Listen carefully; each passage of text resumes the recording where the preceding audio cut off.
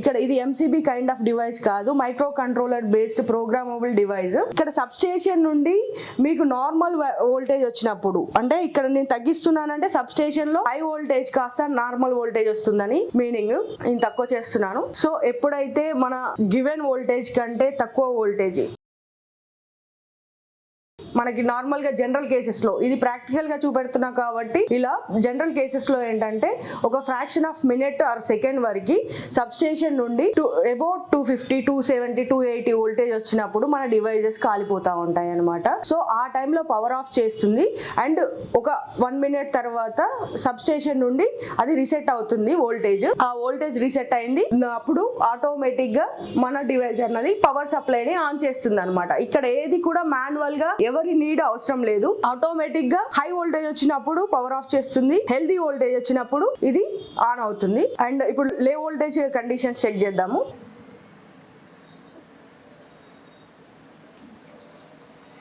Phenomena చూద్దాము. నేను voltage ని తగ్గిస్తున్నాను. So we have kept 180 voltage as default low voltage.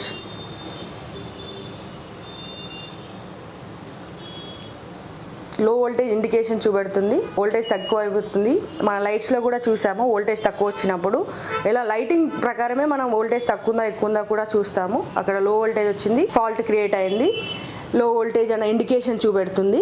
ఇప్పుడు మల్టిపుల్ ఫంక్షన్స్కి ఒక డివైస్ అంటున్నప్పుడు ఏ ప్రాబ్లం వచ్చిందో కూడా మనకు తెలియాలి కాబట్టి ఇండికేషన్స్ మనం క్లియర్గా మెన్షన్ చేసాము. ఇందాక చూసినట్టు హై వోల్టేజ్ వచ్చినప్పుడు HIU అని, లో వోల్టేజ్ వచ్చినప్పుడు LOU అనేసి. దీంట్లో ఎర్త్ లీకేజ్ అంటే ఎలక్ట్రిక్ షాక్ కండిషన్లో ELS అని చూపెడుతుంది. And at the same time indications కూడా చూపెడుతుంది. ఇక్కడ హెల్దీ ఉన్నప్పుడు ఎవ్రీథింగ్ ఈజ్ హెల్దీ అన్నప్పుడు ఇక్కడ గ్రీన్ లైట్ వస్తుంది. సో ఏదైనా ప్రాబ్లం వచ్చి రీసెట్ అవుతున్నప్పుడు టైం డిలే చూపెడుతుంది అనమాట. ఎవ్రీ ప్రాబ్లమ్ రీసెట్ కి మనకి 10 seconds టైం డిలే ఉంటుంది. లో వోల్టేజ్ వచ్చినప్పుడు LOU వస్తుంది, అట్ ది సేమ్ టైం లో వోల్టేజ్ దగ్గర లైట్ వస్తుంది. హై వోల్టేజ్ వచ్చినప్పుడు లైట్ ఇక్కడ చూపెడుతుంది, ఎర్త్ లీకేజ్ వచ్చినప్పుడు కింద చూపెడుతుంది, కరెంట్ షాక్ కండిషన్ లో కింద చూపెడుతుంది అనమాట. సో ఇండికేషన్ క్లియర్ గా ఉంటుంది.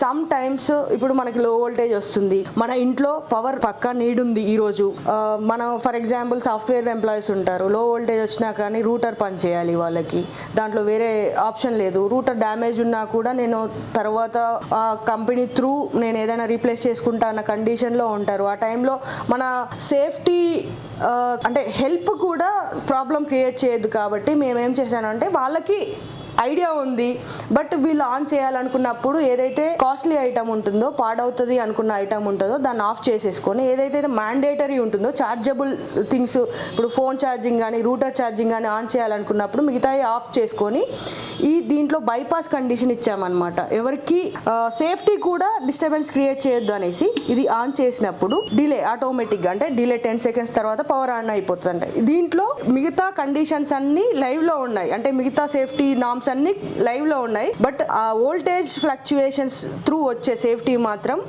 మీరు కట్ చేసేసారు. అప్పుడు మీకు low voltage or high voltage anything వస్తున్నది అన్నది మీకు ఐడియా ఉంది, బట్ మీరు ఆ మినిట్లో కొన్ని యూజ్ చేయాల్సిన మ్యాండేటరీ ఐటమ్స్ మీరు రిస్క్తో యూజ్ చేయాలి అనుకున్నప్పుడు మన సేఫ్టీ డివైస్ మిమ్మల్ని అడ్డుకోకుండా ఉండడం కోసం బైపాస్ కూడా ఇచ్చాము. At the same time earth leakage ఏంటంటే ఎక్కడైనా current wire, not only shock, ఒక ఎలక్ట్రిక్ షాక్ అంటే ఏంటంటే ఒక face wire, current passing wire మన త్రూ గ్రౌండింగ్ అయితే అది ఎలక్ట్రిక్ షాక్ అంటాము.